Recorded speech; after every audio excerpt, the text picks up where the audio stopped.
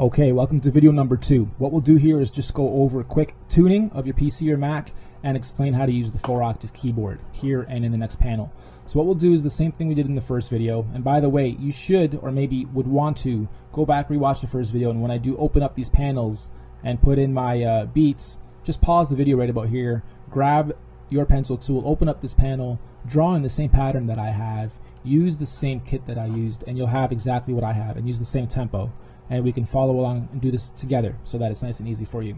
What I want you to understand is tuning your PC or your Mac. What we do in this app is, even though it's cheap to buy, even though it's very easy to use, we're getting a little bit of hate because it does do a lot of what the bigger DAWs do. And what I want you guys to do is look at this as more of a over-the-top beat maker than an underdeveloped full-scale DAW, because you'll never replace a $50,000 studio with a a $29 or $30 or $100 even software app. But we've packed in as much as we can here. We utilize broadcast quality sound. It's not MP3, it's 44.1 wave stereo 16-bit. So for every bar, right here's 2 bars that we've drawn in, for every half of this, and there's 16 slots for you to put in a variation of 10 sounds over each other. So even right here, that's a bunch of memory and a bunch of big files and data being called.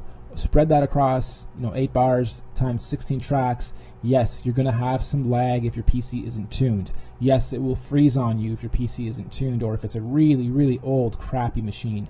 You have to understand that we do use broadcast quality files. You would want to at least try to get your PC or your Mac optimized for great studio use. So again, Google tune my PC for audio, tune my PC for music production, tune my PC for rich media production, and follow the tutorials to make sure that your PC or your Mac is tuned to the top when it comes to audio production and big files. So what we'll do now is layers 5 through 8 are your keyboard tracks, and you can change these as well, but again, don't change anything in the template that it comes with. Just leave everything as is, and the template that we've laid out is very nice and easy to use. On layer 5, we're going to draw in 2 bars as well. Click, hold, and drag. Okay, now go back to your arrow, and we can just drag this loop node back. If you don't know what that is, I'll show you in a second, but I'm going to drag it back to here.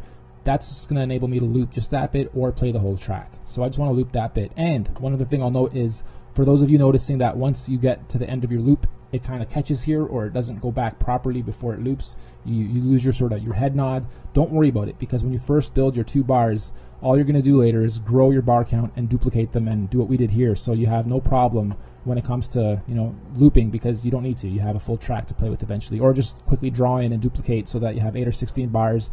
At least then you can have it pretty much timed for that amount of time. Here you can change this by a BPM or 2. That sometimes relieves the glitch that some of you guys are having, or bringing this back to 120 sometimes makes sure that it loops perfectly as well. But again, I don't really worry about it, because once I have my first bit in, I simply draw in the rest, duplicate, and I don't have to worry about this perfect loop at the beginning. So going back to the tutorial, we drew in 2 bars, we click on the bar that we just made, we click on edit. This brings up our keyboard editor, and right now it's on ARP, which sounds great, by the way. You can click on edit, which pulls up this panel, or you can click on P, which pulls up this panel, and this is all your categories. Might be a bit hard to see. Let me close that up. So we drew in our things, we click on P, this pulls up our categories. We can open up each category and then choose something within it. It's a great combination of beautifully mastered stereo image samples. We're on ARP. We open this up again. Now the Q on the keyboard you type with is this C. Okay, so Q going upwards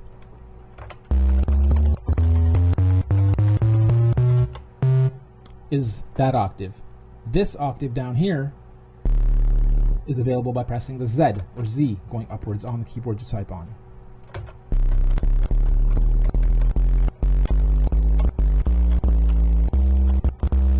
Okay, so what we can do is, while this is even playing, we can think of what we want to use for a bass line.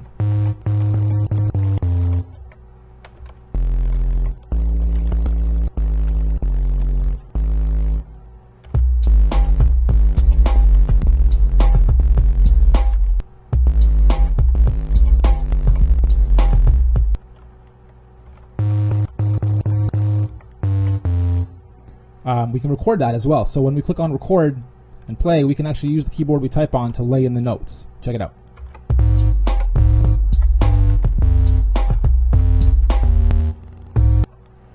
stop it, click on your arrow, move them around if you know that they're off or they should be somewhere else on a different bit of the 16.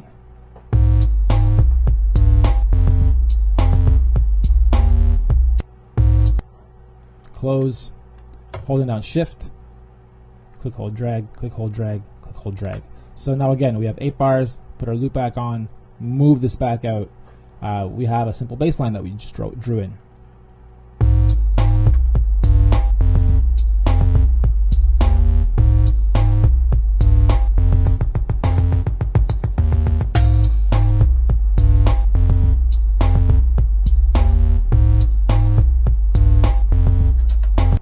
Okay, so we can keep going, go underneath that, click, hold, drag, you're still on a key track. Same thing applies, click on P, you get all your categories. Kind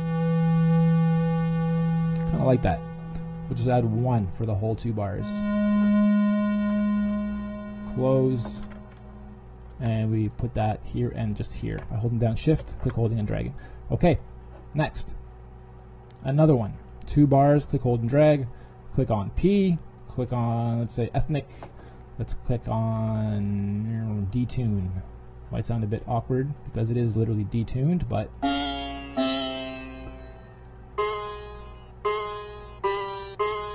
why not? We can click on the pencil and draw the stuff in too. So we can go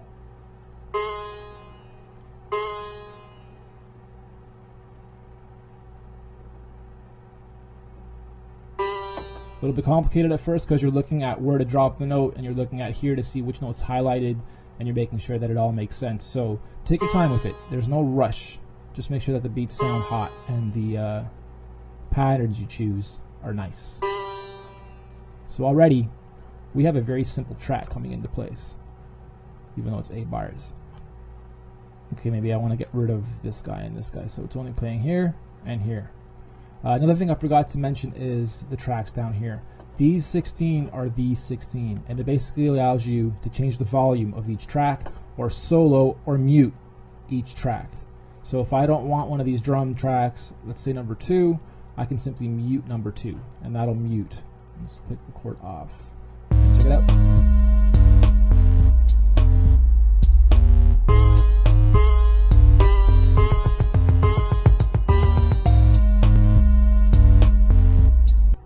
Okay, what I want to do is make number 7 quieter.